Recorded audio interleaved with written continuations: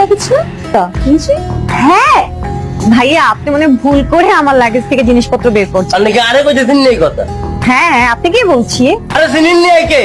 আইন অবাক কি হল আইন? আপনি শিওর এটা আপনার লাগেজ? এটা অবশ্যই আমার কি? আচ্ছা আচ্ছা, যদি এটা আপনার লাগেজ হয়ে থাকে তাহলে বলুন তো ভিতরে আর কি কি আছে? কি পুলিশ তারাইছেন নাকি? আয় বিদেশ থেকে আইছি আমি। আপনি দুবাই থেকে আসছেন না? অবশ্যই আমি করতে গেছি। তো ডোমেস্টিক ঢাকা থেকে আসছেন। তোর দাবি করছিস যে আমি দুবাই থেকে আইছি। সমস্যাটা কি বলুন? লাগেজ খুলে ফেলছে। আপনাদের লাগেজ এখানে কিভাবে আসলো?